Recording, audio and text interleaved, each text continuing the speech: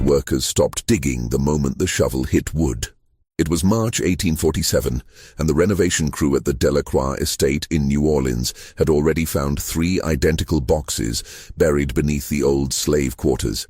Each one contained the same thing, dozens of small cloth bundles, carefully wrapped and preserved, each holding a single human tooth.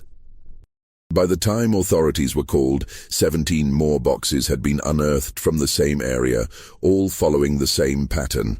The plantation owner's family claimed complete ignorance, but city records showed something disturbing. Between 1791 and 1823, over 40 enslaved people had vanished from that property without any documentation of sale, death, or transfer. The boxes were quietly removed, the discovery hushed by prominent families with ties to the estate, and for decades, no official explanation was ever provided. What the workers found in those final boxes would reveal a practice so calculated, so methodical, that it challenged everything historians thought they understood about power and control in antebellum Louisiana. Before we continue with the story of the Delacroix estate and the horrifying discovery that shook New Orleans society, I need to ask you something. If you're fascinated by dark historical mysteries that blur the line between documented fact and unspeakable truth, subscribe to this channel and hit that notification bell. And please, leave a comment telling us what state or city you're listening from. We love knowing where our community of mystery seekers is located.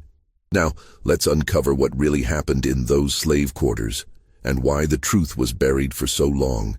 The discovery at the Delacroix estate didn't happen in isolation. It emerged from a city already thick with secrets, where the old French and Spanish colonial powers had left layers of tradition, cruelty, and silence that the newer American administration struggled to penetrate. New Orleans in 1847 was a city of contradictions, a place where 3 cultures, French, Spanish, and American, collided and merged into something entirely unique. The air hung heavy with humidity even in March, and the scent of magnolia blossoms mixed with the less pleasant odors of the docks, where ships from across the world unloaded cargo both inanimate and human. The Mississippi River, swollen with spring rains, flowed past the city like a brown serpent, carrying with it the commerce and secrets of half a continent. The city had been American territory for over 4 decades, purchased from Napoleon in 1803 as part of the Louisiana Purchase, but its soul remained distinctly Creole. French was still spoken as commonly as English in the markets and drawing rooms. Spanish architectural influences dominated the older quarters, with their wrought iron balconies and hidden courtyards. And beneath it all, the rhythms and traditions of Africa and the Caribbean pulsed through the city's veins, brought by enslaved people who'd been torn from their homelands and forced to build a new world for their masters. The Delacroix estate sat on the northern edge of what locals were beginning to call the Garden District. Though in 1847, that area was still being developed by wealthy Americans who'd made their fortunes in cotton, sugar, and the slave trade itself. The main house was a sprawling structure of white columns and wide galleries, built in 1789 by Jean-Baptiste Delacroix, a French merchant who'd fled Saint-Domingue during the early tremors of what would become the Haitian Revolution. Jean-Baptiste had been a shrewd man, according to the records that survived him. He'd seen the writing on the wall in Saint-Domingue earlier than most of his fellow colonists, and he'd managed to escape with a substantial portion of his wealth intact, along with 12 enslaved people who'd been forced to accompany him into exile. In New Orleans, he'd used that wealth to purchase land and establish himself as a sugar planter, though his operation was smaller than the massive plantations that dominated the areas south of the city. The slave quarters, a row of small wooden cabins behind the main house, had housed anywhere from 30 to 60 enslaved people over the decades, depending on the family's fortunes and the demands of the sugar harvest. The cabins were simple structures, each about 12 feet square, with dirt floors and roofs that leaked during the frequent rainstorms. In winter, cold air seeped through the gaps between the boards. In summer, the interiors became ovens, trapping heat and humidity until breathing itself became an effort. By 1847, the estate had passed to Jean-Baptiste's grandson, Christophe Delacroix, a man in his early 50s who'd inherited not just property, but a reputation. Christophe was known throughout New Orleans society as a man of culture and refinement. He spoke fluent French, Spanish, and English. He'd traveled to Paris twice and maintained correspondence with intellectuals in France. He collected books, patronized local artists, and hosted salons where the city's elite gathered to discuss literature, philosophy, and politics. His wife, Margot, was the daughter of a prominent Creole family, the Beaumonts, who could trace their lineage back to the earliest French settlers of Louisiana. She was known for her elaborate soirees, events that could last until dawn and featured the finest food, wine, and entertainment that New Orleans had to offer. Their 3 children, 2 sons and a daughter, attended the finest schools and were being groomed to take their places among the city's aristocracy. To the outside world, the Delacroix family represented the best of New Orleans society, cultured, prosperous, and respectable. But those who worked closely with the family, the house servants who saw them in their private moments, the vendors who delivered goods to the estate, the neighbors whose properties adjoined theirs, spoke in whispers of something else. The Delacroix estate had an unusually high turnover of enslaved workers. People would arrive, purchased at the slave markets on Chartres Street, or brought in from other plantations, work for a period of months or sometimes years, and then simply disappear from the property. When questioned, the family would provide vague explanations. Sold to a plantation upriver, sent to work in the household of a relative in Mobile, died of fever, and buried in the pauper's field outside the city. These explanations were accepted because they were common. Enslaved people were property, and property changed hands frequently. Disease was rampant in New Orleans, particularly during the summer months when yellow fever swept through the city with devastating regularity.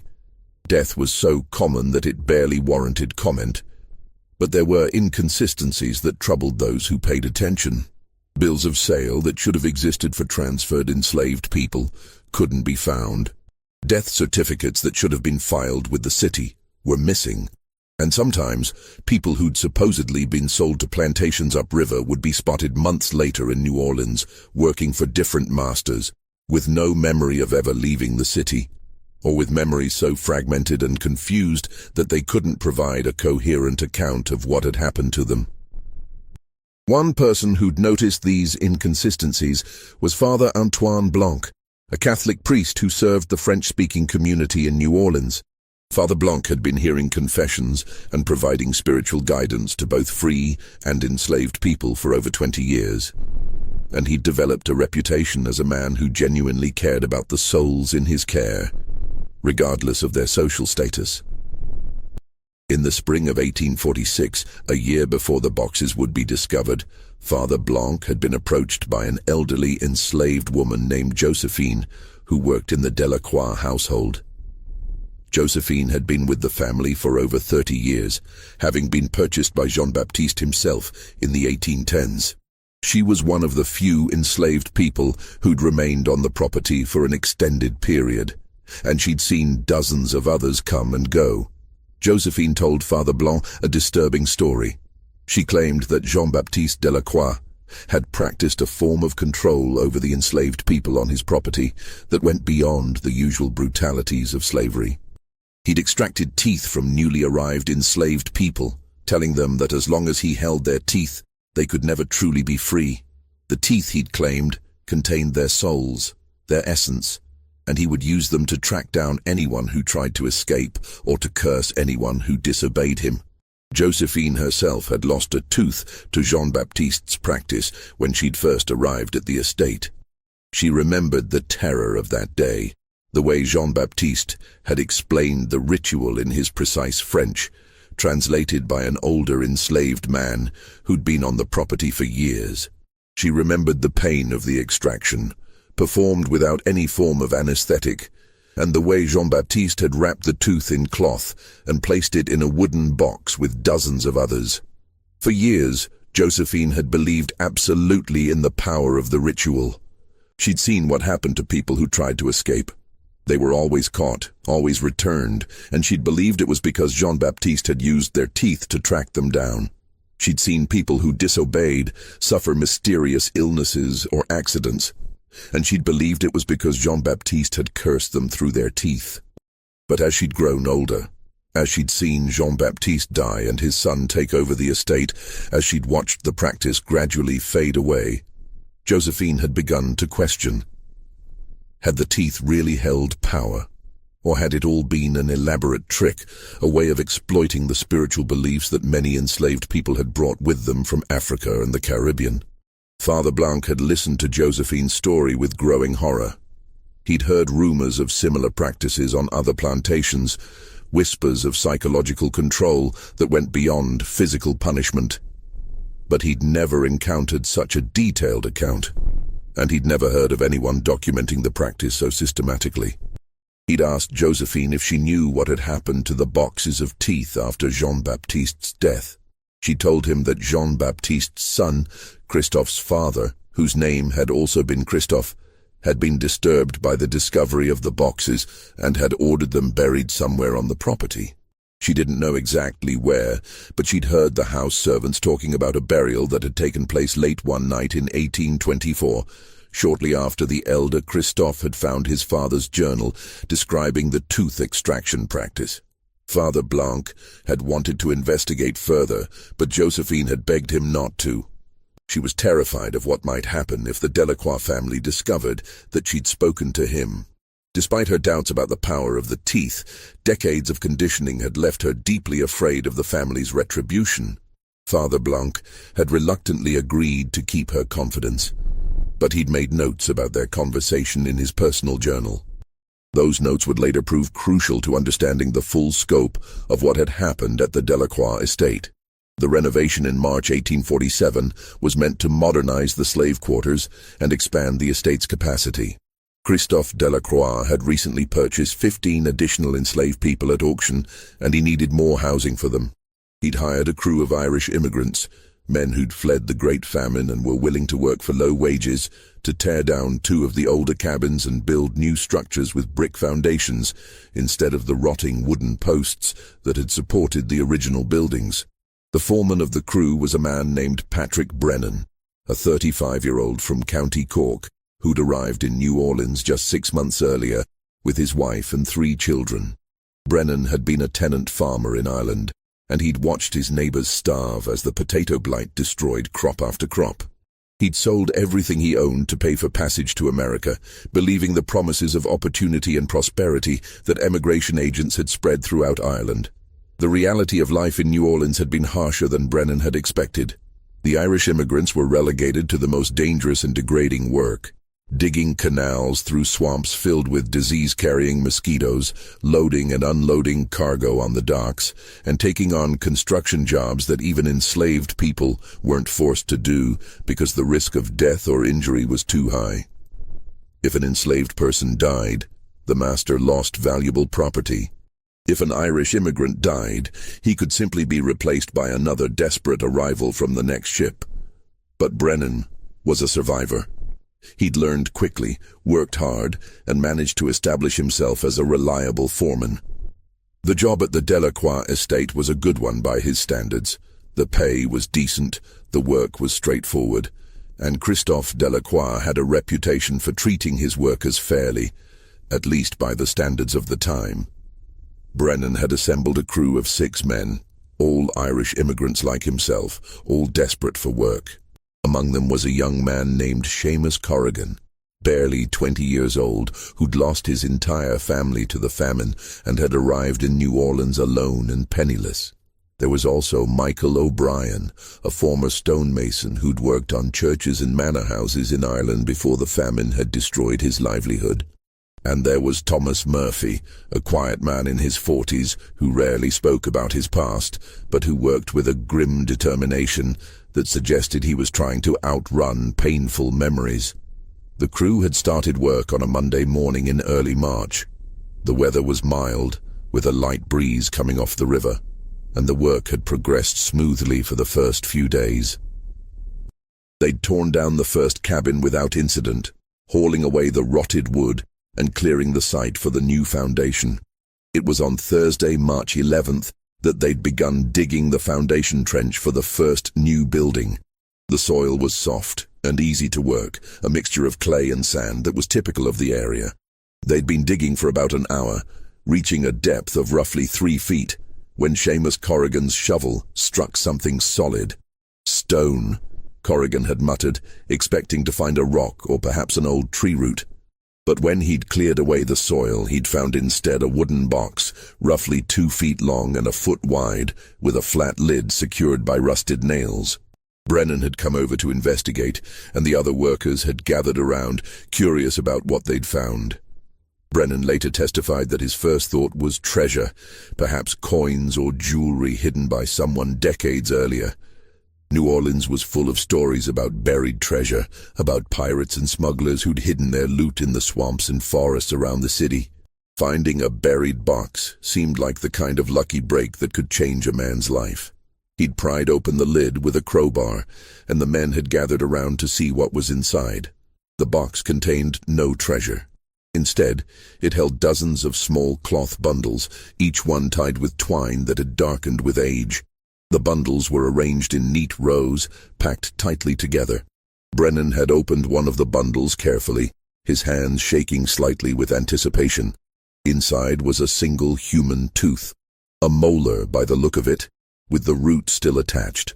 The tooth was yellowed with age, and there were dark stains on the root that might have been dried blood. Brennan had stared at the tooth for a long moment, trying to make sense of what he was seeing.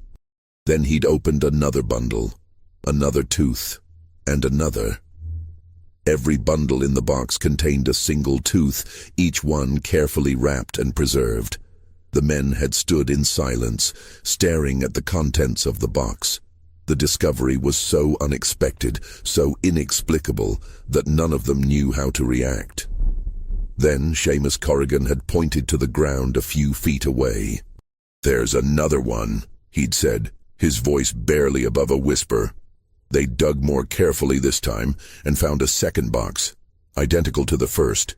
It too contained cloth-wrapped teeth. By the end of that first day, they'd found 5 boxes, all buried at roughly the same depth, all containing the same thing. Brennan had reported the discovery to Christophe Delacroix that evening. He'd found Delacroix in his study, a room lined with bookshelves and dominated by a large mahogany desk. Delacroix had been reading when Brennan knocked, and he'd looked up with mild annoyance at the interruption. But when Brennan had explained what they'd found, Delacroix's expression had changed dramatically. The color had drained from his face and his hands had begun to tremble. He'd asked Brennan to repeat himself, as if he couldn't quite believe what he was hearing. Brennan had brought one of the boxes with him, and he'd placed it on Delacroix's desk. Delacroix had opened it slowly, his movements careful and deliberate, as if he were afraid of what he might find inside. When he'd seen the cloth-wrapped teeth, he'd closed his eyes and taken a deep breath. "Stop work immediately," Delacroix had said, his voice barely steady.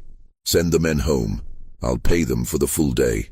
Tell them not to speak of this to anyone. I'll contact the authorities in the morning." But Delacroix didn't contact the authorities. Instead, he'd spent that night in his study, going through old ledgers and documents that had been stored in the estate's archives for decades.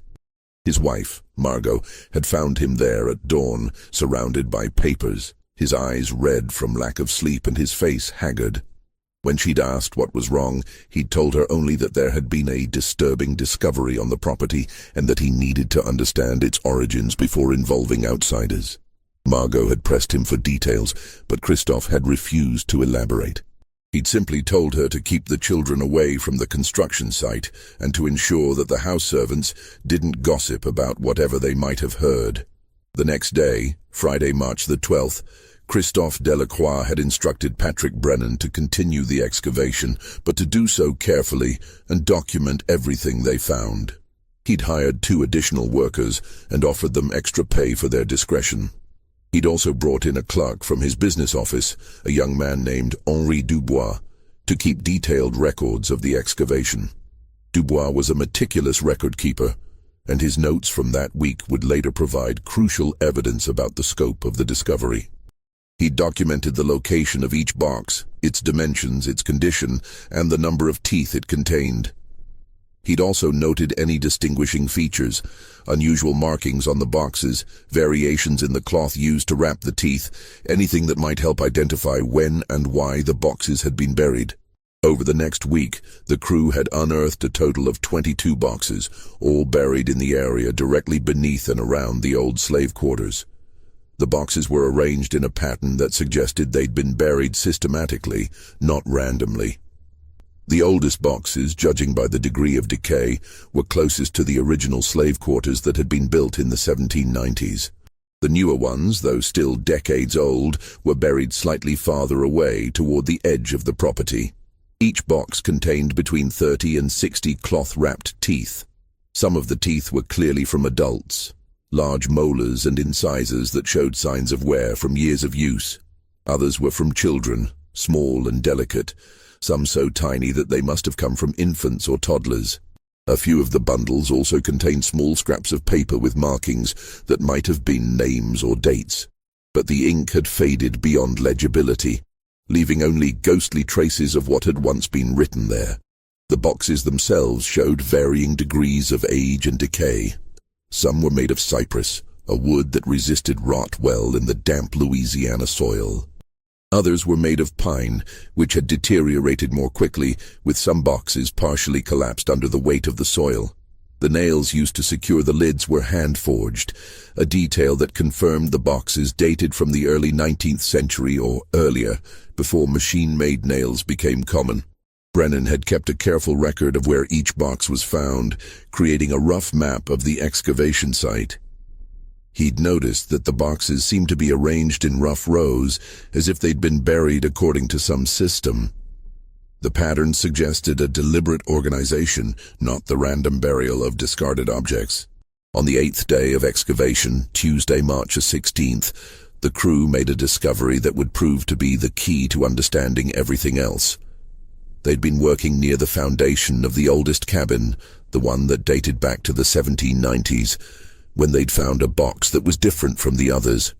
This box was larger, about 3 feet long and 2 feet wide, and made of a harder wood that had resisted decay better than the pine boxes they'd found previously. The wood appeared to be mahogany, an expensive material that suggested this box had been considered more important than the others. The lid was secured not just with nails, but with a small brass lock, though the lock had corroded over the decades and broke easily when Brennan applied pressure.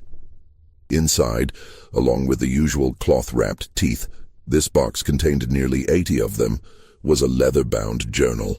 The journal was in remarkably good condition, protected by the sealed box and the relatively dry soil. The leather cover was embossed with initials, JBD. The pages were filled with neat handwriting in French, dated entries spanning from 1791 to 1823. Brennan couldn't read French, but he recognized the importance of the find.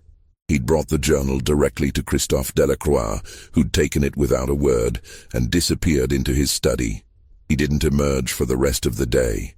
That night, Margot Delacroix had sent for the family physician, Dr. Henri Laveau, claiming her husband had taken ill. Dr. Laveau was a respected figure in New Orleans medical circles, a Creole physician who'd studied in Paris and who served many of the city's prominent families. He'd been the Delacroix family physician for over 15 years, and he'd delivered all 3 of Christophe's children. Dr. Laveau had arrived to find Christophe in a state of extreme agitation, pacing his study with the journal clutched in his hands. The doctor later testified that Christophe had been almost incoherent, his words tumbling over each other as he tried to explain what he'd discovered. He kept repeating, "He documented everything. My God, he documented everything." Dr. Laveau had managed to calm Christophe enough to learn what had upset him so profoundly. The journal, Christophe explained, had been written by his grandfather, Jean-Baptiste Delacroix. It was a meticulous record of a practice that Jean-Baptiste had implemented on the plantation. A system of control that went far beyond the usual brutalities of slavery. Dr. Laveau had asked to see the journal, and Christophe had handed it over with trembling hands. The doctor had read through several entries. his expression growing more disturbed with each page. The entries were written in a clear, precise hand, with the detached tone of a man recording scientific observations rather than documenting acts of cruelty. The first entry was dated November 3, 1791, just a few months after Jean-Baptiste had arrived in New Orleans from Saint-Domingue. It read, "Today I have implemented a new method of ensuring compliance among the workers. Having observed the effectiveness of psychological control in Saint-Domingue, I have adapted a practice that exploits the spiritual beliefs common among those brought from Africa and the Caribbean islands. Upon arrival, each worker will have a tooth extracted. The tooth will be preserved and stored, and the worker will be informed that their essence is now held by the Delacroix family. Should they attempt escape or prove disobedient, the tooth will be used to track them and ensure their return. The fear of spiritual bondage, I have observed, is often more effective than physical restraint." The entry continued with clinical details about the first extraction, performed on a man named Baptiste, who'd been brought from Saint-Domingue with Jean-Baptiste. The extraction had been done by a local physician, whom Jean-Baptiste had paid handsomely for his discretion.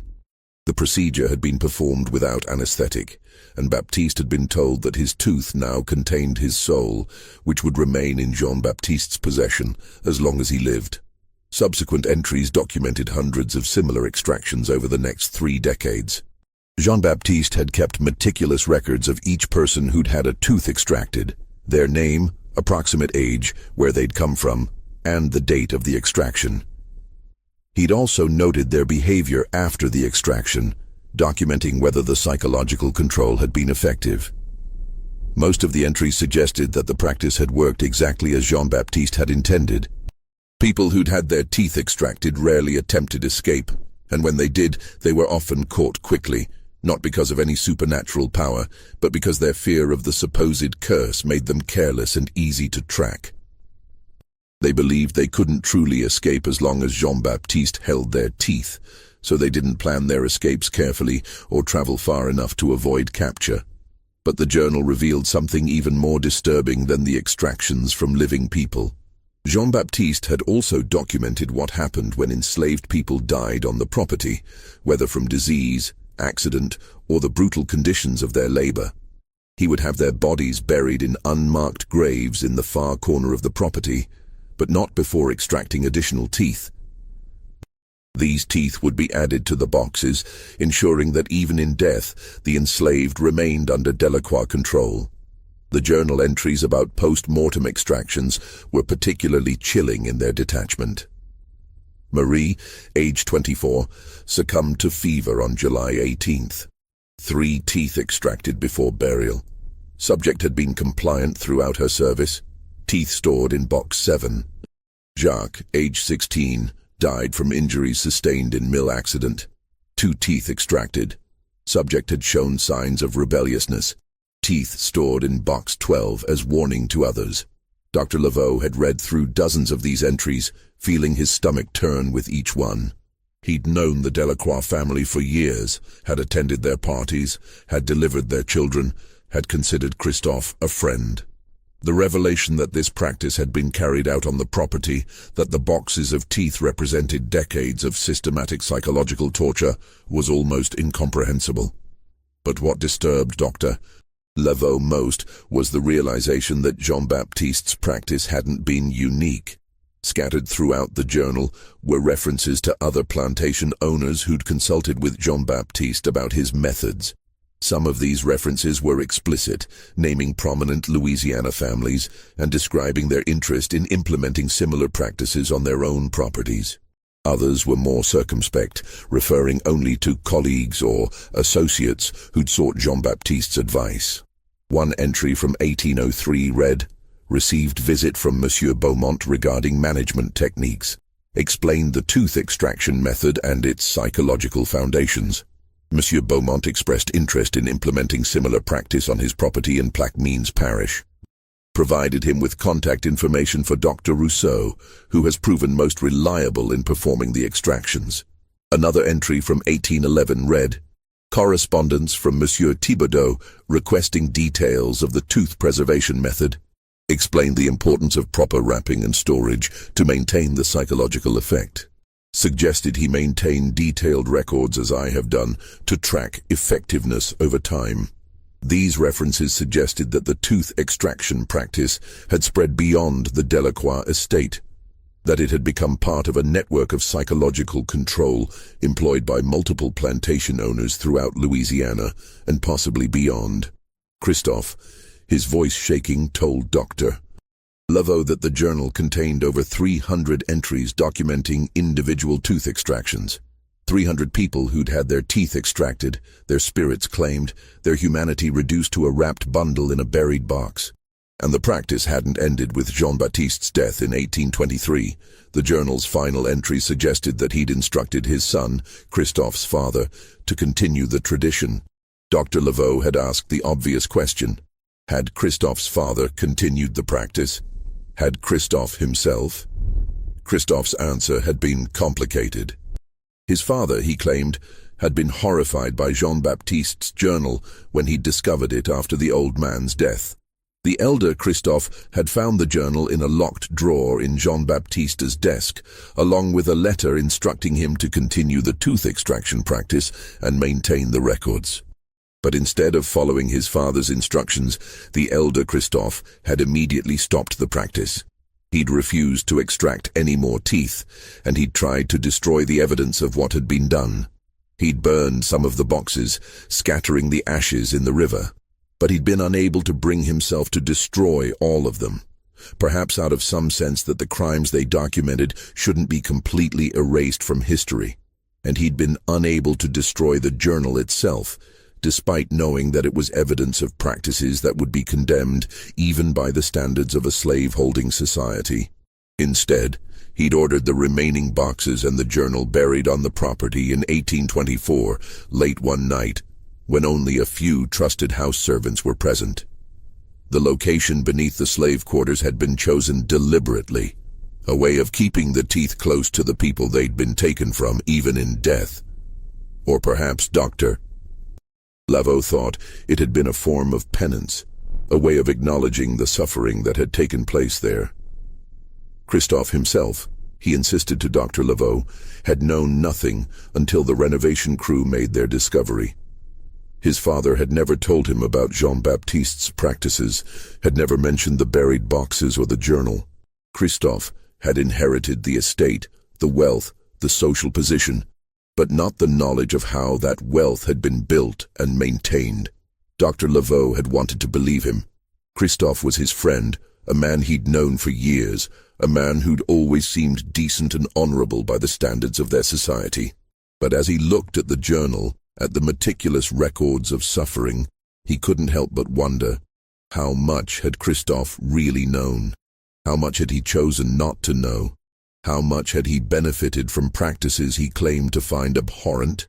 The discovery of the journal and the boxes created an immediate crisis for the Delacroix family. Dr. Laveau, despite his long friendship with Christophe, felt obligated to report what he'd learned to the authorities. The tooth extraction practice, even if it had ended decades earlier, represented a level of cruelty that demanded investigation. And the journal's references to other plantation owners suggested that the practice might have been more widespread than anyone had realized. But Christophe had begged Dr. Laveau to wait, to give him time to understand the full scope of what his grandfather had done before the matter became public. He'd argued that rushing to involve the authorities would only create a scandal that would destroy his family without actually helping anyone. The people who'd suffered under Jean-Baptiste's practice were long dead, he'd said. What purpose would be served by dragging their suffering into the light now? Dr. Laveau had been torn. On one hand, he felt a moral obligation to report what he'd learned. On the other hand, he understood Christophe's concerns about scandal and the potential consequences for the Delacroix family. After much deliberation, he'd agreed to a delay of 1 week. In that time, Christophe would research his family's history and try to understand the full extent of Jean-Baptiste's practices. If, at the end of that week, Christophe hadn't found a way to address the situation appropriately, Dr. Laveau would report the matter to the city authorities himself. Christophe had thrown himself into the research with desperate intensity. He'd spent every waking hour going through the estate's archives, examining every document related to his grandfather's time as master of the property. He'd found bills of sale for enslaved people, correspondence with other plantation owners, financial records detailing the estate's income and expenses over decades. What emerged from this research was a picture of systematic exploitation that went far beyond the tooth extractions. The Delacroix estate had been one of the most profitable properties in the New Orleans area during the early 1800s, despite being smaller than many of the massive sugar plantations that dominated the region. Jean-Baptiste had achieved this profitability through a combination of efficient management and ruthless control. The tooth extraction ritual had been a key part of that control. By creating a psychological barrier to escape, Jean-Baptiste had been able to maintain a stable workforce without the constant losses that other plantation owners experienced. Enslaved people who believed they could never truly be free, even if they escaped, were less likely to try. And those who did try were often so paralyzed by fear of the supposed curse that they made mistakes that led to their capture. Christophe found letters from other plantation owners asking Jean-Baptiste about his methods and his remarkably low escape rate. Some of these letters were explicit about the tooth extraction practice, discussing its psychological impact and the spiritual beliefs that made it effective. Others were more circumspect, referring only to your innovative approach to management or the techniques you've pioneered that have proven so effective. One letter from 1807, written by a plantation owner named Etienne Beaumont, was particularly revealing. My dear Jean-Baptiste, I write to thank you for sharing your insights regarding the management of our workforce. I have implemented the tooth extraction practice on my own property, following your guidance, and I must report that the results have been remarkable. Where previously I experienced frequent escape attempts and constant disciplinary problems, I now find my workers to be compliant and productive. The psychological effect of the ritual is profound. They truly believe that their essence is held captive, and this belief is more effective than any physical restraint. I have recommended your methods to several colleagues, and I believe you will be hearing from them soon. Your contribution to the science of management will, I am certain, be recognized as revolutionary. Christophe had found dozens of similar letters, all expressing gratitude for Jean-Baptiste's advice and reporting success with the tooth extraction practice. The implications were staggering. The practice hadn't been limited to the Delacroix estate. It had spread quietly and deliberately among a network of plantation owners who saw it as a more efficient form of control than physical punishment alone. The teeth had become a currency of power, a way of claiming not just bodies but souls. And Jean-Baptiste had been at the center of this network. A pioneer of psychological warfare who'd shared his techniques with others and helped them implement similar practices on their own properties. Christophe also discovered financial records that showed his grandfather had been paid consulting fees by other plantation owners. These fees were substantial, sometimes as much as several $100s, a significant sum in the early 1800s. Jean-Baptiste hadn't just practiced psychological torture on his own property, he'd profited from teaching others how to do the same. But perhaps the most disturbing discovery came from a set of ledgers that documented the enslaved people who'd disappeared from the Delacroix property over the years. The official story, that they'd been sold or transferred to other properties, was revealed to be largely false. Many of them had died on the property, their deaths unrecorded in any official document. Their bodies had been buried in unmarked graves in a section of the property that Jean-Baptiste referred to in his journal as the Far Field. Christophe decided to investigate this area, and he took Patrick Brennan and 2 of his workers to help him search. The Far Field was located at the edge of the property, separated from the main estate by a line of oak trees. It was an area that had never been cultivated, left as rough grassland that was occasionally used for grazing. They'd searched for several hours, probing the ground with long metal rods, looking for the soft spots that might indicate disturbed soil. They'd found 17 locations where the ground gave way more easily than the surrounding area. suggesting that something had been buried there. Christoph had ordered them to dig at one of these locations, and they'd found human remains buried about 4 feet down. The skeleton was small, possibly a child or young teenager, and there was no coffin or marker to indicate who the person had been. They'd reburied the remains and marked the location, but Christoph had decided not to excavate the other sites. He'd seen enough to confirm what Jean-Baptiste's journal had documented. Dozens of people had died on the property and been buried without ceremony or record. As Christoph dug deeper into his family's history, he began to notice something else. The family's wealth had declined significantly after 1823, the year Jean-Baptiste died, and the tooth extraction practice ended. The estate's financial records showed a clear pattern. During Jean-Baptiste's lifetime, the property had been highly profitable, generating substantial income from sugar production. But after his death, profits had declined steadily. The elder Christoph had struggled to maintain the estate's productivity. He'd experienced more escapes, more resistance, more management problems than his father ever had. Without the psychological control that the tooth extraction ritual provided, the enslaved people on the property had been more willing to resist, to test the limits of their master's power. The profit margins had shrunk, and the family had been forced to sell off portions of the property to maintain their lifestyle. By the time the younger Christoph inherited the estate in 1839, it was a shadow of what it had been during Jean-Baptiste's time. The family was still wealthy by most standards, but they were no longer among the elite of New Orleans society. It was a damning correlation.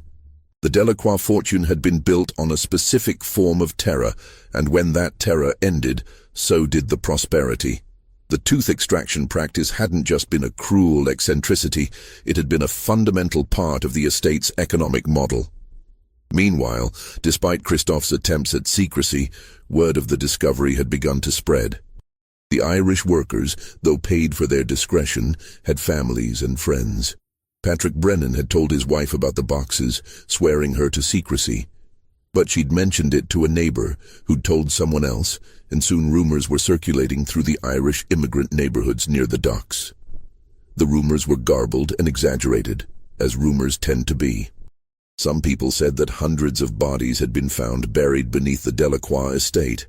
Others claimed that the boxes contained not just teeth, but other body parts, fingers, toes, even hearts.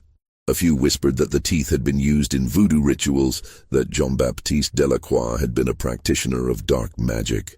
These rumors eventually reached the French Quarter, where they spread through the markets and taverns. And from there, they reached the ears of New Orleans' small but vocal abolitionist community, a group of free people of color, northern transplants, and a few sympathetic locals who opposed slavery on moral grounds. One of these abolitionists was a young lawyer named Thomas Wickham, who'd moved to New Orleans from Boston 3 years earlier. Wickham was 28 years old, idealistic, and convinced that slavery was not just economically inefficient, but morally indefensible. He'd come to New Orleans hoping to establish a legal practice that would help free people of color navigate the complex laws that governed their lives in a slave-holding society. Wickham had heard the rumors about the Delacroix estate, and he'd immediately recognized their significance. If the rumors were true, if a prominent New Orleans family had been systematically extracting teeth from enslaved people as a form of psychological control, it would be powerful evidence of slavery's inherent cruelty. It would be a story that could be used to sway public opinion, to show people in the North and even in the South that slavery wasn't just about labor exploitation, but about comprehensive dehumanization. Wickham had begun investigating, asking questions, trying to separate fact from rumor. He'd spoken to some of the Irish workers who'd been involved in the excavation, and they'd confirmed that boxes containing teeth had indeed been found. He'd tried to speak to Christophe Delacroix directly, but his requests for a meeting had been refused. Finally, Wickham had gone to the city authorities, demanding to see the boxes and any other evidence that had been discovered. He'd argued that the boxes were evidence of crimes that demanded investigation, regardless of how long ago those crimes had been committed. The city authorities had been reluctant to get involved. New Orleans in 1847 was a city deeply invested in the institution of slavery. The city's economy depended on the labor of enslaved people and the trade in human beings. The city's elite were almost all slave owners, or had close ties to slave-owning families. Investigating the Delacroix family would mean investigating practices that might implicate dozens of other prominent families. But Wickham had been persistent, and he'd found an ally in an unexpected place. Father Antoine Blanc, the Catholic priest who'd heard Josephine's confession the previous year. Father Blanc had been troubled by what Josephine had told him, and when he'd heard about the discovery of the boxes, he'd realized that her story had been true. Father Blanc had approached Wickham and shared what Josephine had told him, though he'd been careful not to reveal her identity. The priest's testimony had given Wickham's investigation new credibility, and the city authorities had finally agreed to examine the boxes and any other evidence that had been found. The pressure on Christophe Delacroix intensified when an unexpected figure came forward with information about the boxes. Her name was Celeste Thibault, and she was a free woman of color who worked as a seamstress in the French Quarter. She was in her late 60s, and she claimed to have worked on the Delacroix estate as a young woman in the 1790s. Celeste's story, which she told to Thomas Wickham and later repeated in a sworn deposition, provided crucial context for understanding Jean-Baptiste's tooth extraction practice. She'd been born enslaved on a plantation in Saint-Domingue and had been brought to New Orleans by Jean-Baptiste when she was about 12 years old, shortly after he'd fled the island in 1791. She remembered the tooth extraction vividly, even though it had happened over 50 years earlier. The memory had never faded, she said, because the pain and terror of that day had marked her in ways that went beyond the physical. Jean-Baptiste had gathered all the newly arrived enslaved people. There had been about 15 of them, ranging in age from children to adults, in the courtyard of the estate. It had been a hot day in late summer, Celeste remembered, and the air had been thick with humidity. Mosquitoes had swarmed around them as they'd stood in the courtyard, uncertain about what was going to happen. Jean-Baptiste had explained, through a translator who spoke both French and the Creole language that many of the Saint-Domingue refugees spoke, what was about to happen. Each person would have a tooth removed. The tooth would be kept by the Delacroix family as a guarantee of good behavior. If anyone tried to escape, Jean-Baptiste had warned, he would use the tooth to curse them, to ensure they were caught and returned. If anyone died, their tooth would keep their spirit bound to the estate, unable to find peace or join their ancestors. Celeste described the terror that the ritual had inspired. Many of the enslaved people, herself included, had grown up with spiritual traditions that emphasized the importance of bodily integrity, the connection between physical remains and the soul.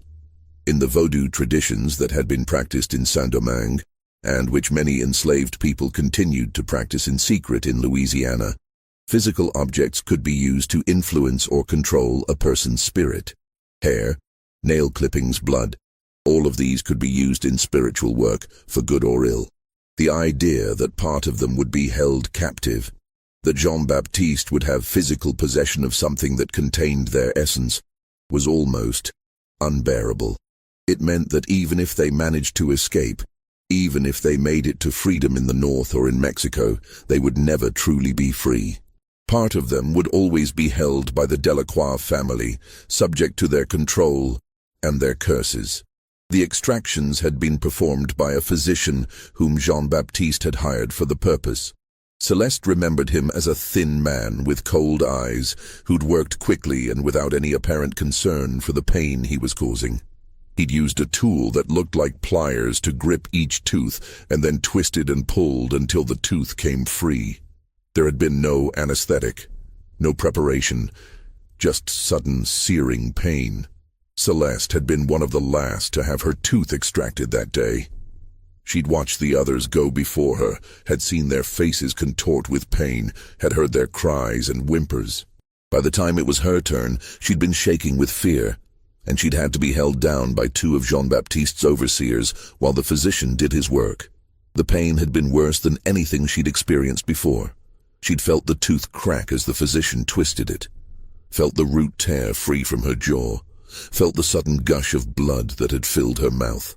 She'd been given a cloth to bite down on afterward to help stop the bleeding, but the pain had lasted for days. Her jaw had swollen, and she'd had difficulty eating for over a week, but worse than the physical pain had been the psychological impact. For years afterward, Celeste had believed absolutely in the power of the extracted tooth. She'd been convinced that Jean-Baptiste could use it to track her, to curse her, to control her even from a distance. The belief had shaped every decision she'd made, every thought of resistance or escape. She'd seen what happened to people who tried to escape from the Delacroix estate. They were always caught, always returned, and she'd believed it was because Jean-Baptiste had used their teeth to track them down. She'd seen people who disobeyed suffer mysterious illnesses or accidents, and she'd believed it was because Jean-Baptiste had cursed them through their teeth. But Celeste also revealed something that wasn't in Jean-Baptiste's journal: resistance. Not all of the enslaved people had accepted the power of the tooth ritual.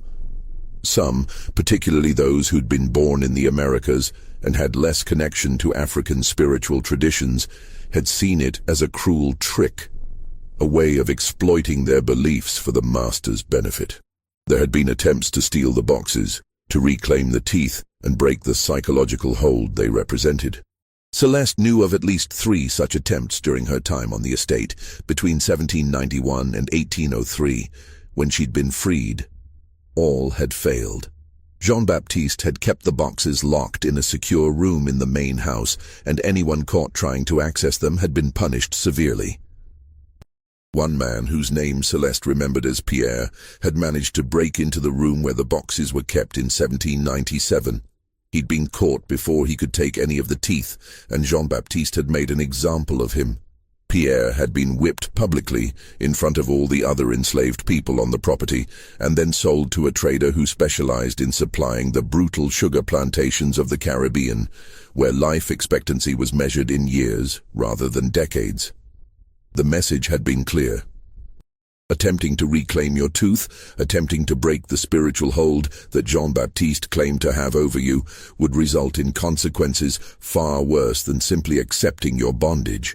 Celeste herself had been freed by Jean-Baptiste in 1803, when she was about 24 years old. The freedom had come as a reward for years of loyal service and, she suspected, because Jean-Baptiste had wanted to demonstrate his benevolence. He'd given her manumission papers and a small sum of money, enough to establish herself as a seamstress in New Orleans. She'd left the estate and built a life for herself in the city, never speaking publicly about her experiences until the discovery of the boxes brought the memories flooding back. She'd married, had children, and established a successful business. But she'd never forgotten the tooth extraction or the years of psychological bondage it had represented. Now, in 1847, Celeste was willing to speak publicly about what had happened. She'd heard the rumors about the discovery at the Delacroix estate, and she'd realized that her testimony could help people understand the full horror of what Jean-Baptiste had done. She'd contacted Thomas Wickham and offered to tell her story. Wickham had recognized immediately that Celeste's testimony was crucial. She was a living witness to the tooth extraction practice, someone who could describe not just the physical process, but the psychological impact it had had on those who'd endured it. Her story would make the boxes of teeth more than just abstract evidence. It would give them a human face, a personal dimension that would be impossible to ignore. Celeste's testimony was powerful, but it also raised new questions. If Jean-Baptiste had kept the boxes in the main house, how had they ended up buried beneath the slave quarters? When had they been moved, and why? Christophe Delacroix, confronted with Celeste's testimony and pressed by both Wickham and the city authorities, finally admitted what he'd learned from his research into his family's papers. His father had found the boxes in Jean-Baptiste's journal after the old man's death in 1823. Horrified by what he'd discovered, the elder Christophe had ordered the boxes buried on the property in 1824. The burial had taken place late one night, with only a few trusted house servants present. The location beneath the slave quarters had been chosen deliberately, though Christophe wasn't entirely sure of his father's reasoning. Perhaps it had been a way of keeping the teeth close to the people they'd been taken from, a form of symbolic return. Or perhaps it had been a way of hiding the evidence in a place where it was unlikely to be discovered. Who would think to dig beneath the slave quarters, structures that were considered temporary and disposable? The elder Christoph had also tried to destroy some of the evidence. He'd burned several boxes, scattering the ashes in the Mississippi River. But he'd been unable to bring himself to destroy all of them, and he'd been unable to destroy the journal. Instead, he'd buried them, perhaps hoping that they would eventually decay and disappear, erasing the evidence of his father's crimes. Thomas Wickham seized on these details. The burial, he argued, was evidence that the elder Christoph had known the tooth extraction practice was wrong, perhaps even criminal. By burying the boxes instead of destroying them completely, he'd tried to hide the evidence while maintaining some twisted form of connection to the past. Wickham demanded that the authorities conduct a full investigation. He wanted the boxes examined by medical experts, the teeth analyzed to determine how many individuals they represented and how the extractions had been performed. He wanted the estate's records subpoenaed, every document related to the enslaved people who'd lived and died there brought to light. Most importantly, he wanted the unmarked graves that Jean-Baptiste's journal mentioned located and properly identified. The Delacroix family resisted through their lawyers. They argued that the matter was a private family affair, that the practices described had taken place decades earlier under different laws and social norms, and that dredging up the past would serve no useful purpose. The enslaved people in question were long dead, they argued, and nothing could be done to help them now. Pursuing the investigation would only cause pain and scandal without achieving any meaningful justice. The legal battle dragged on through the spring and summer of 1847. Meanwhile, the boxes remained in the custody of the city, stored in a warehouse near the docks. Dr. Henri Laveau, who'd been asked by the city authorities to examine them, confirmed that they contained human teeth, hundreds of them, representing at least 200 individuals based on his count. But Dr. Laveau's examination revealed something else, something that would prove crucial to understanding the full scope of Jean-Baptiste's practice. Some of the teeth showed signs of having been extracted post-mortem. The bone around the root socket had characteristics consistent with extraction after death, when blood was no longer flowing and tissue had begun to change. But many others showed signs of having been extracted from living subjects, and the extractions had been done crudely, without regard for the pain or damage inflicted. Dr. Laveau's report described fractured roots, broken jawbone fragments still attached to some teeth, evidence of infection and disease that had developed after the extractions. The extractions hadn't been performed by a skilled dentist or physician using proper techniques. They'd been done by someone with minimal training, using force rather than skill. The goal hadn't been to remove the teeth safely or with minimal pain. It had been simply to extract them as quickly as possible, regardless of the suffering caused. This detail horrified even those who'd been inclined to view the tooth collection as a strange but relatively harmless eccentricity. The extractions had caused immense suffering, and that suffering had been inflicted deliberately as part of the ritual of control. The pain had been part of the point. It had reinforced the message that the enslaved people's bodies were not their own, that they could be violated at will, that their suffering was irrelevant compared to their master's desires. As the investigation continued through the summer of 1847, more people came forward with stories about the Delacroix estate and similar practices on other properties. Each new testimony added another layer to the emerging picture of systematic psychological control that had been employed alongside physical brutality. An elderly man named Augustus Porter, who'd been enslaved on a plantation in Plaquemines Parish south of New Orleans, testified that his former master had extracted one of his teeth when he was a teenager, telling him it was to keep him honest. The master had kept the tooth in a small box on his desk, where Porter could see it every time he entered the house. The constant visual reminder of what had been taken from him, Porter said, had been almost as effective as physical chains in keeping him compliant. Porter had eventually escaped during the chaos of the War of 1812, when British forces had invaded Louisiana and the normal systems of control had broken down temporarily. He'd made his way north, eventually reaching Ohio, where he'd lived as a free man for over 3 decades.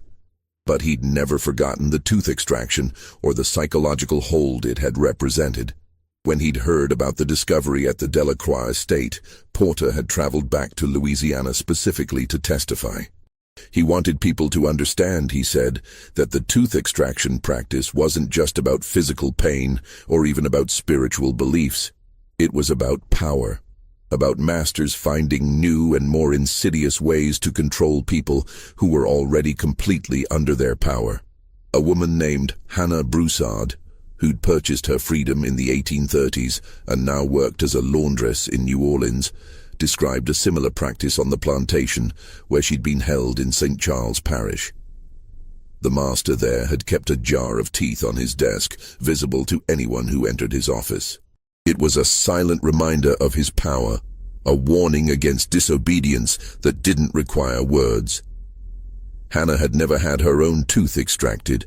She'd been born on that plantation, and the master had apparently decided that the children of enslaved people who'd already been subjected to the ritual didn't need to undergo it themselves.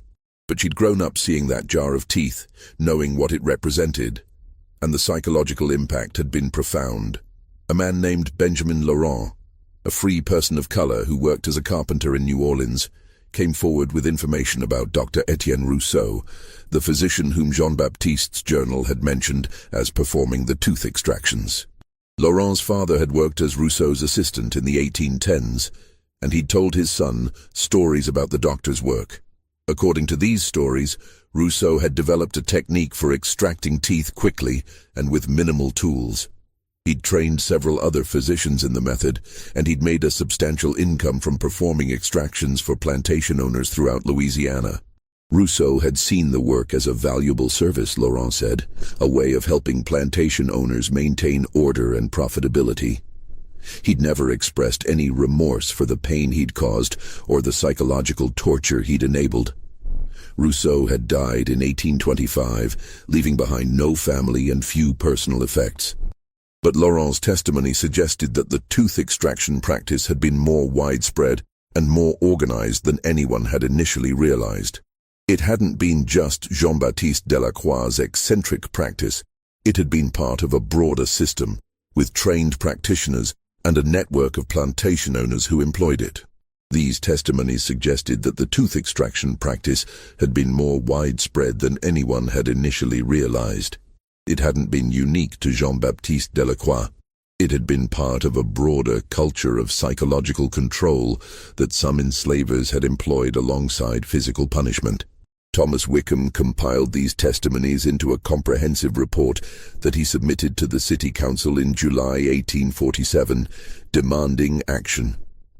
He argued that the discovery of the boxes at the Delacroix estate was an opportunity to confront the full horror of slavery's mechanisms, to understand not just the physical brutality, but the psychological warfare that had been waged against enslaved people.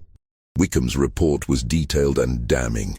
It included Celeste Thibault's first-hand account of the tooth extraction ritual, Augustus Porter's testimony about similar practices on other plantations, Hannah Broussard's description of the jar of teeth used as a psychological weapon, and Benjamin Laurent's information about Dr. Rousseau's role in spreading the practice. The report also included excerpts from Jean-Baptiste's journal, carefully selected to illustrate the systematic nature of the practice and its psychological foundations. Wickham had obtained access to the journal through a court order over the strenuous objections of the Delacroix family's lawyers. But Wickham's efforts met with fierce resistance from New Orleans planter class.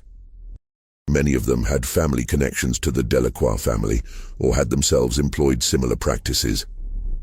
They saw Wickham's investigation as a threat to their own reputations and fortunes, and they mobilized to stop it. Anonymous letters appeared in the newspapers, attacking Wickham as an outsider, a northern agitator trying to stir up trouble in a city that had its own ways of managing its affairs. Some letters questioned his motives, suggesting he was trying to make a name for himself by exploiting a tragedy. Others attacked his character, spreading rumors about his personal life and his legal practice. The attacks became more personal and more threatening as the summer progressed. Wickham received letters at his office warning him to drop his investigation or face consequences. One letter, delivered in late August, was particularly explicit. "Leave New Orleans, Yankee, or you'll end up in the river like so many others who didn't know when to mind their own business." Wickham reported the threats to the city authorities, but no investigation was launched. The message was clear. Powerful people wanted the matter buried, just like the boxes had been, and they were willing to use intimidation and possibly violence to achieve that goal. Wickham refused to be intimidated. He continued gathering evidence, interviewing witnesses, building his case. But he also began to notice that he was being followed. Men he didn't recognize would appear outside his office, watching. His mail was tampered with. Letters would arrive opened, or wouldn't arrive at all. Friends and colleagues began to distance themselves from him, worried about being associated with someone who'd made such powerful enemies.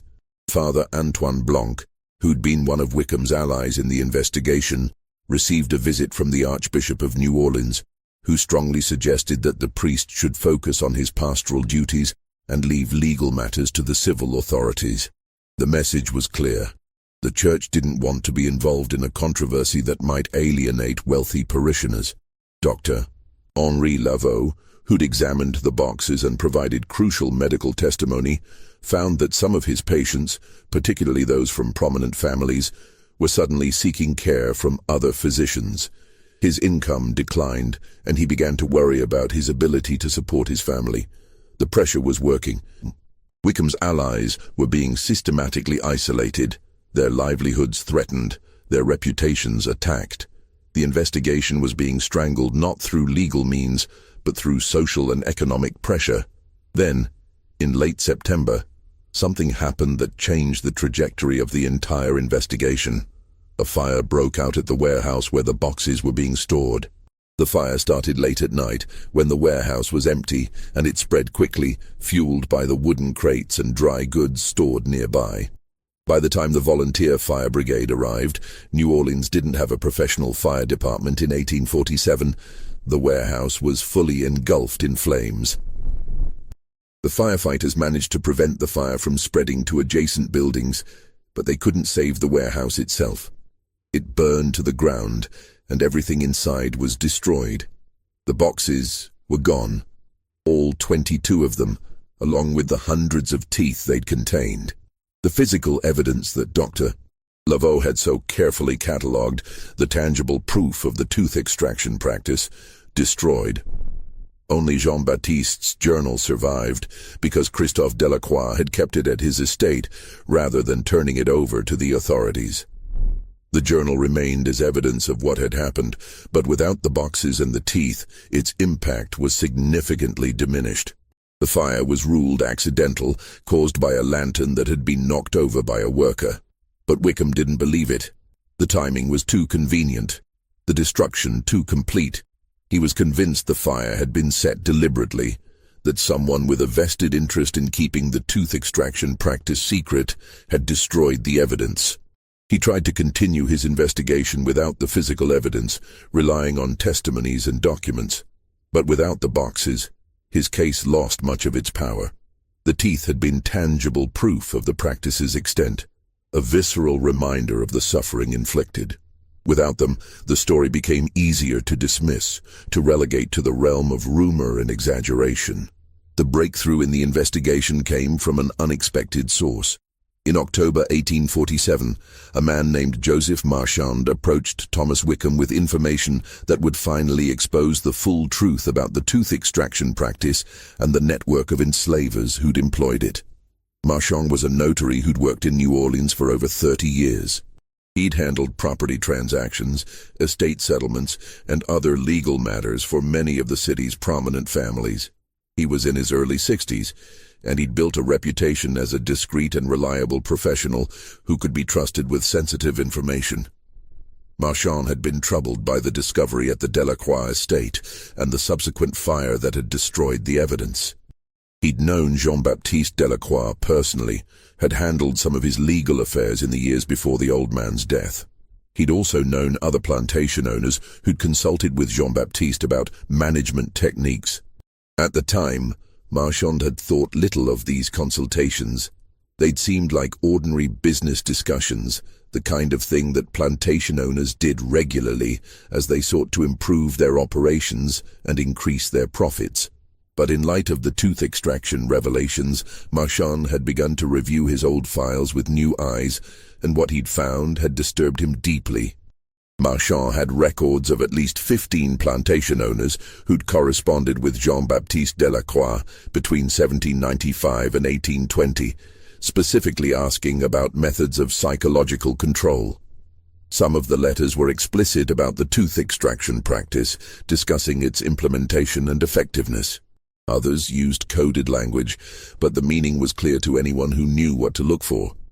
More significantly, Marchand had records of payments made by these plantation owners to Dr. Etienne Rousseau, the physician who'd performed the tooth extractions.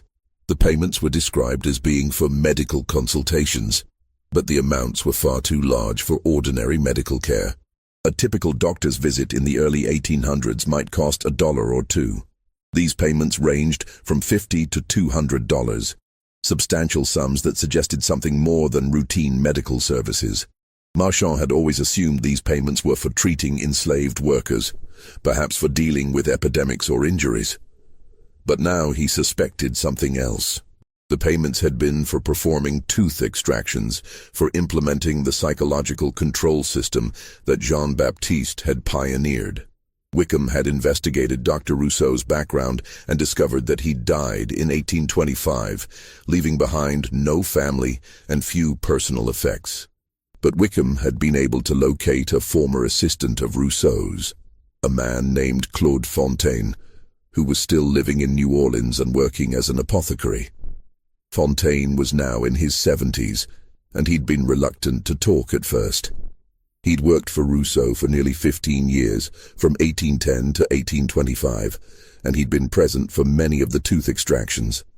But he'd never spoken publicly about what he'd witnessed, partly out of loyalty to his former employer, and partly out of fear of the powerful families who'd employed Rousseau's services. Wickham had persisted, visiting Fontaine multiple times, appealing to his conscience, arguing that the truth needed to be told. Finally, in late October, Fontaine had agreed to provide testimony about what he'd witnessed. Fontaine's account was chilling in its detail. He described Dr. Rousseau as a man without conscience, someone who saw enslaved people as objects rather than human beings. Rousseau had believed he was providing a valuable service, helping plantation owners maintain order and profitability. He'd developed a technique for extracting teeth quickly and with minimal tools. A pair of specialized pliers and a small chisel for loosening stubborn teeth. The extractions had been performed without any form of anesthetic. Rousseau had believed that the pain was part of the ritual's effectiveness, that the trauma of the extraction reinforced the psychological message that the enslaved person's body was not their own. Fontaine had witnessed hundreds of these extractions over his years working for Rousseau, and he'd seen the terror and suffering they caused. But Fontaine also revealed something that Jean-Baptiste's journal hadn't mentioned. The tooth extraction practice had eventually fallen out of favor, not because of moral concerns, but because it had become less effective.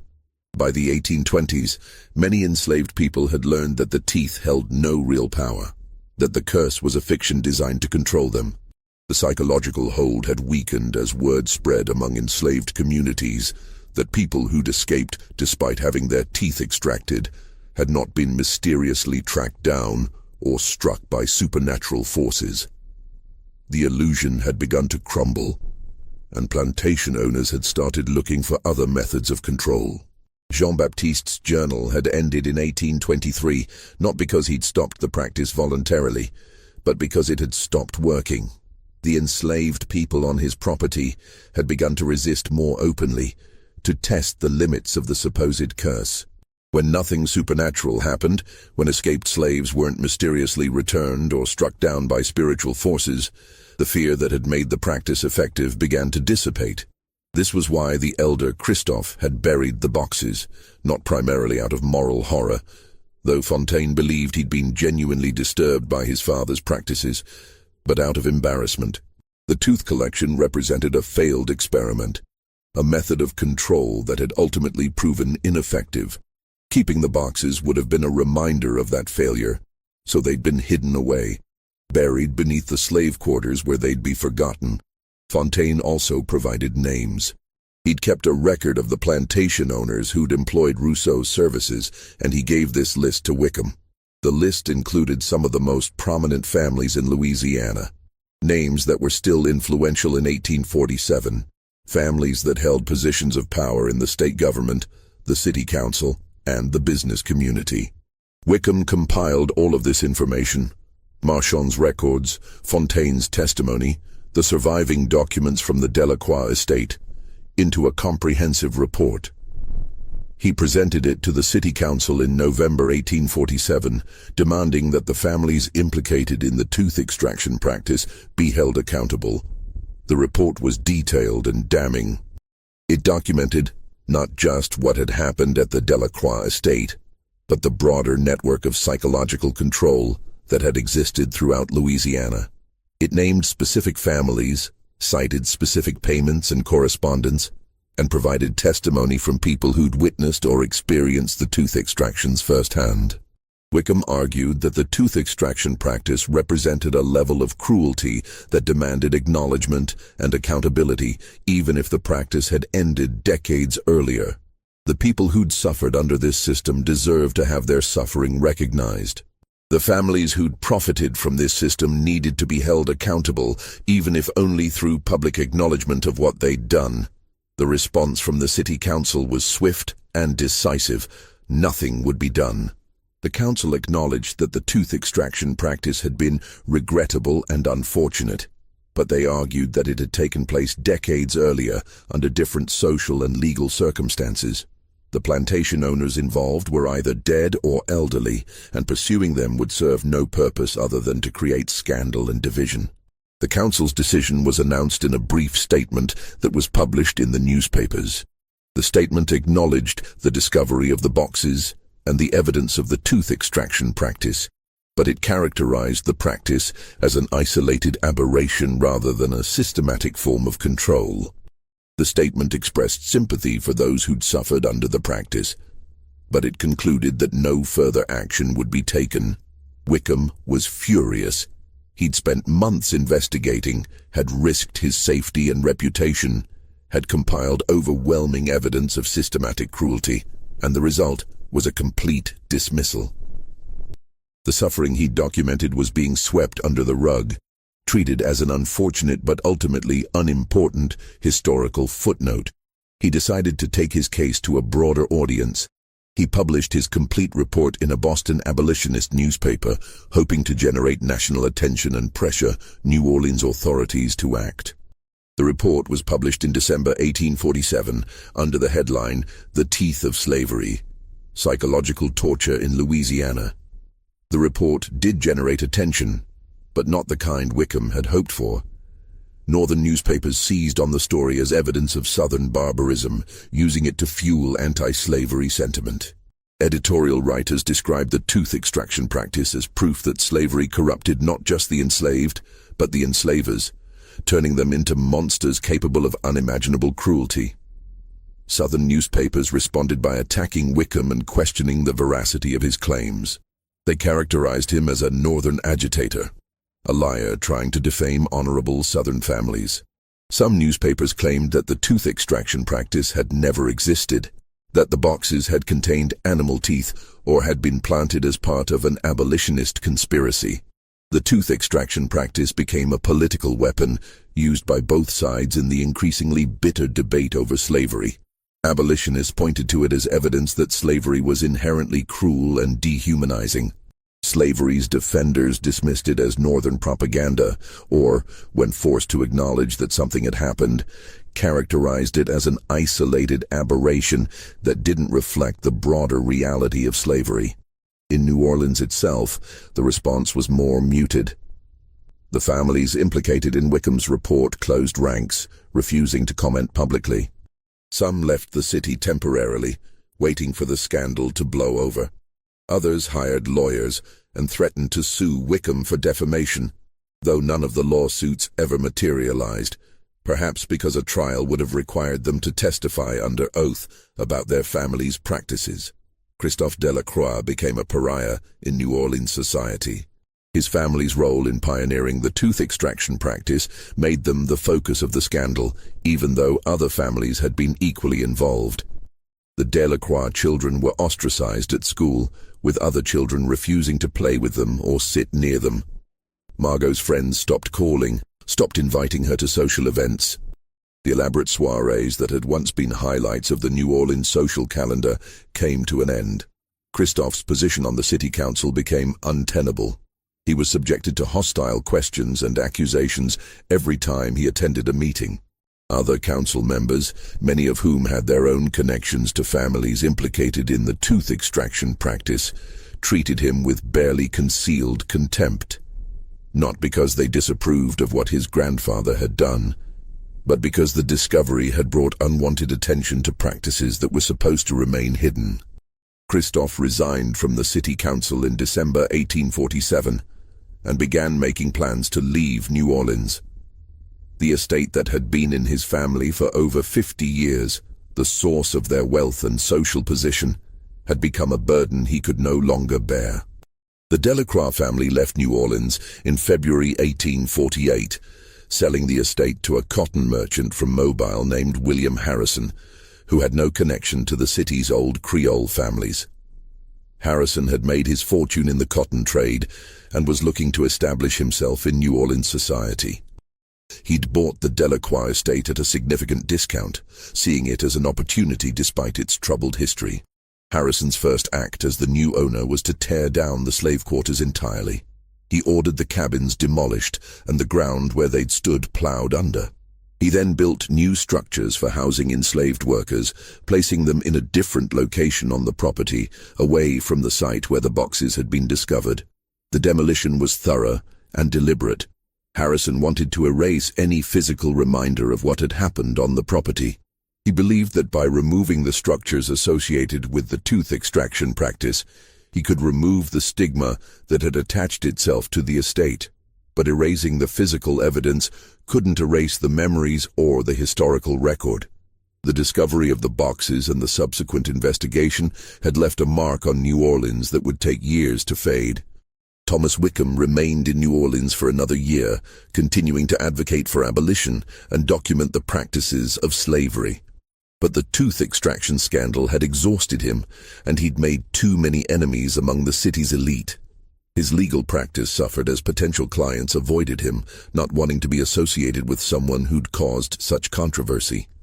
In 1849, Wickham returned to Boston, where he continued his legal work and became involved in the Underground Railroad, helping escaped slaves reach freedom in Canada.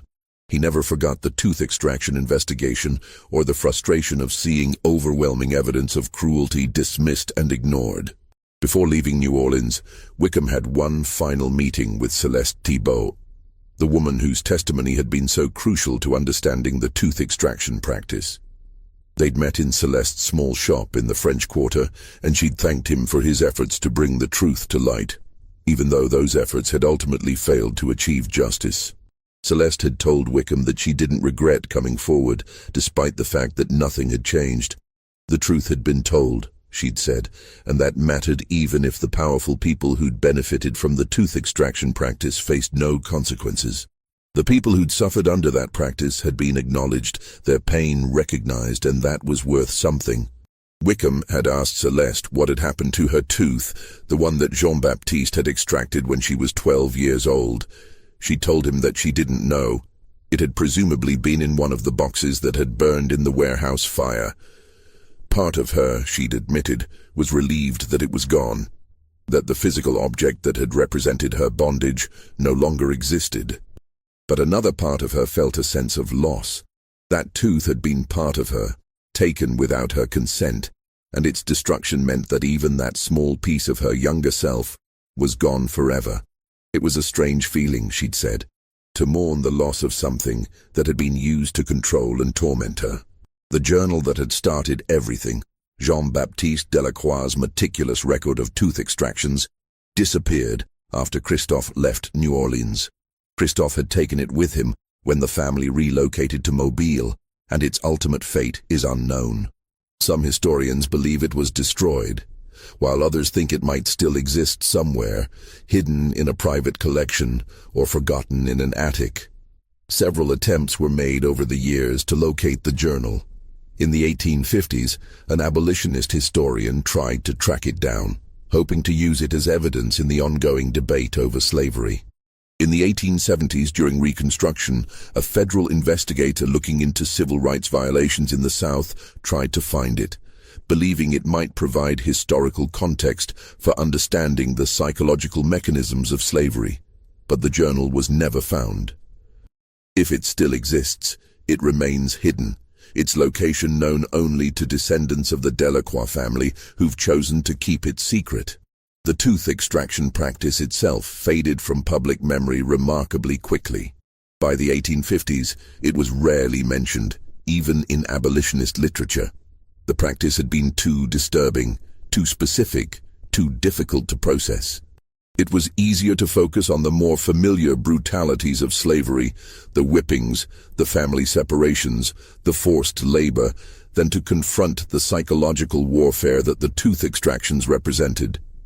The Civil War came, and with it, the end of slavery. In the chaos of war and Reconstruction, the tooth extraction scandal was forgotten, relegated to a footnote in the history of New Orleans.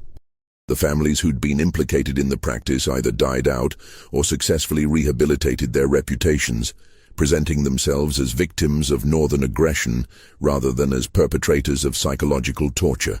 But the practice left traces.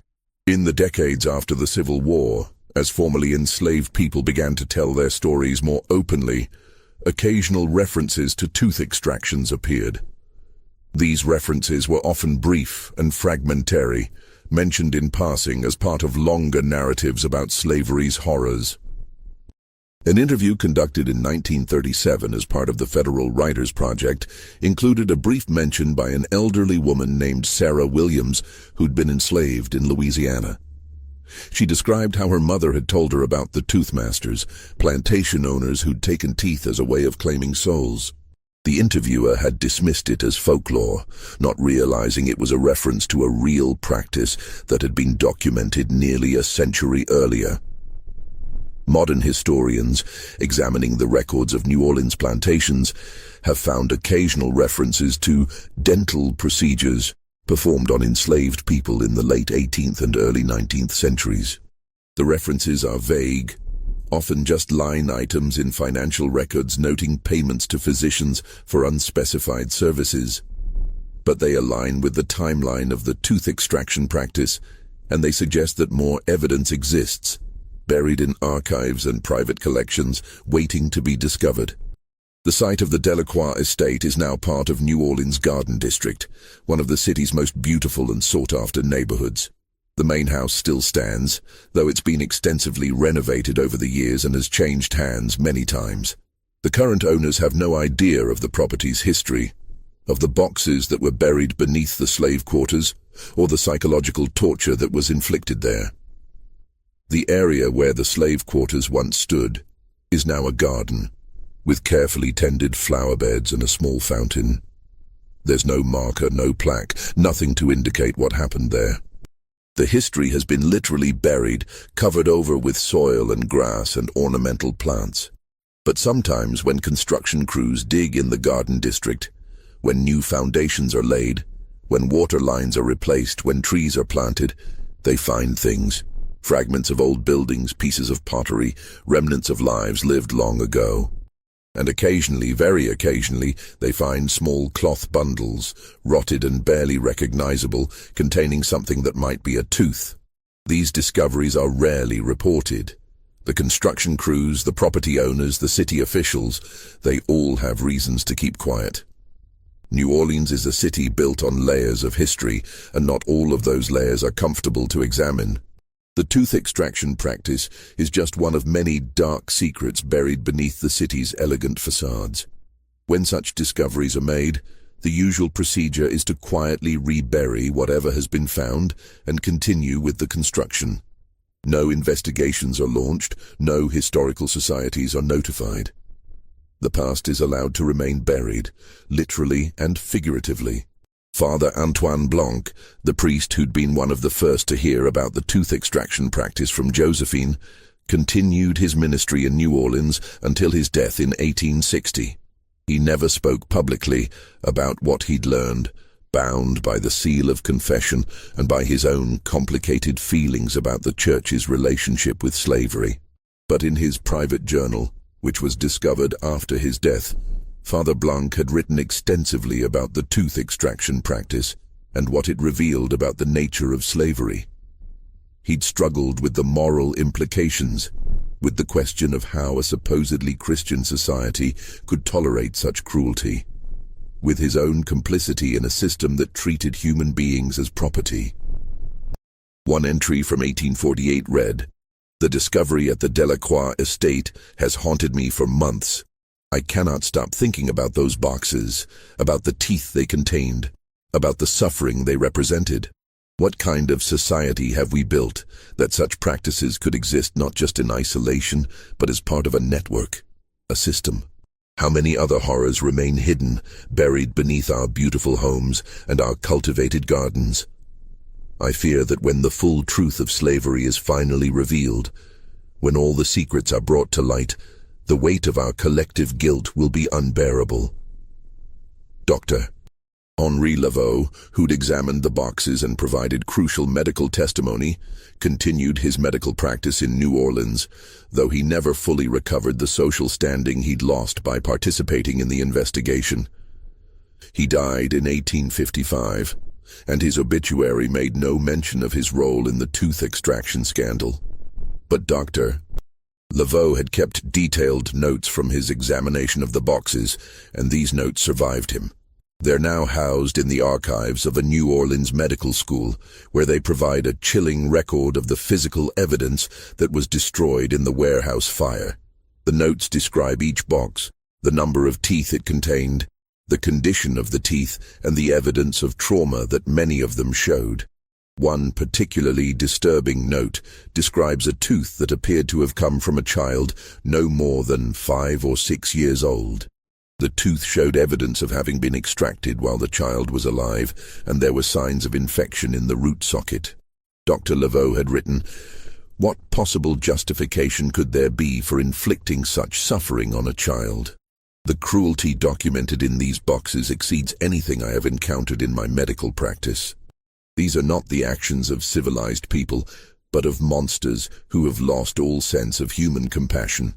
Celeste Thibault, the woman who testified about her experiences on the Delacroix estate, lived until 1869. In her final years, she spoke occasionally about the tooth extraction and what it had meant to her and the other enslaved people who'd endured it. She described it as a theft, not just of a body part, but of dignity, of the right to believe that even in slavery, some part of yourself remained your own. The tooth extraction had been a violation that went beyond the physical, a way of claiming ownership not just of labor, but of identity, of spirit, of the very essence of a person. The psychological impact of the practice, she said, had lasted far longer than the physical pain of the extraction. Even after she'd been freed, even after she'd built a successful life for herself, she'd sometimes wake in the night thinking about her tooth, wondering where it was, whether it had been destroyed in the fire or whether it still existed somewhere, a fragment of her younger self held captive in a box. That sense of incompleteness, of having something essential taken and never returned, was perhaps the cruelest aspect of the tooth extraction practice. It was a violation that couldn't be undone, a wound that couldn't heal because the thing that had been taken could never be restored. Celeste died in her sleep in 1869 at the age of about 90. She was buried in St. Louis Cemetery Numbers 2, in a tomb that she'd purchased years earlier with money she'd saved from her seamstress work. Her tombstone bore a simple inscription, Celeste Thibault, 1779–1869. Free at last. The discovery of the boxes in 1847 had briefly brought the tooth extraction practice to light, had forced New Orleans society to confront one of the mechanisms by which slavery had been maintained. But the confrontation had been incomplete, the reckoning deferred. The boxes were destroyed, the families implicated faced no real consequences, and the practice faded back into obscurity. What remains is a question that historians still grapple with. How many other practices like this existed? How many other methods of psychological control, of spiritual violation, were employed by enslavers and then forgotten or deliberately hidden? The tooth extractions were documented because of Jean-Baptiste Delacroix's compulsive record-keeping and the accidental discovery of the boxes during a routine renovation.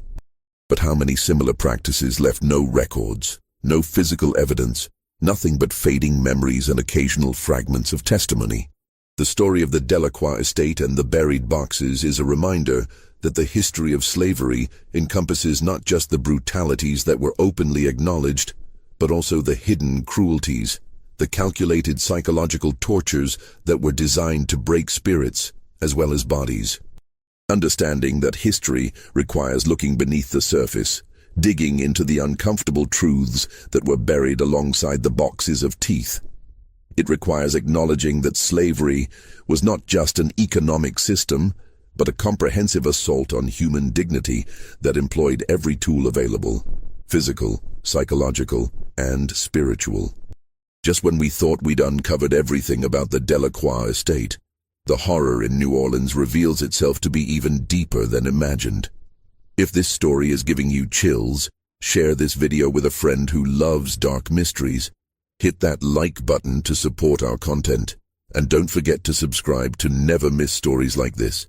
Let's discover together what other secrets history has buried. The tooth extraction practice stands as a testament to the ingenuity of cruelty, to the ways that power can be exercised not just through force, but through the manipulation of belief and the violation of spiritual integrity.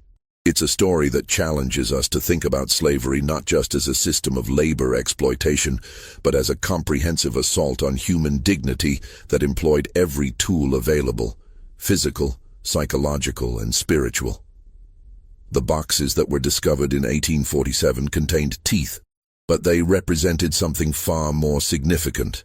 They were evidence of a systematic attempt to claim ownership, not just of bodies, but of souls. That attempt ultimately failed. The enslaved people of the Delacroix estate and other plantations eventually saw through the fiction, recognized the tooth extraction for what it was, and resisted. But the attempt itself, and the suffering it caused, deserves to be remembered and understood. The people who endured the tooth extractions, who lived with the psychological burden of believing that part of their essence was held captive, deserve to have their stories told. The tooth extraction practice may have faded from public memory, but its legacy remains. It's a reminder that the cruelest forms of oppression are often those that target not just the body, but the mind and spirit, that seek to control not just what people do, but what they believe about themselves. This mystery shows us that the darkest chapters of history are often the ones that were deliberately hidden, buried beneath layers of silence and denial. The discovery of the boxes in 1847 briefly pulled back the curtain on one of these hidden chapters, but the curtain was quickly drawn closed again, and the truth was buried once more. What do you think of this story? Do you believe everything was revealed? Leave your comment below. If you enjoyed this tale and want more horror stories like this, subscribe, hit the notification bell, and share with someone who loves mysteries. See you in the next video.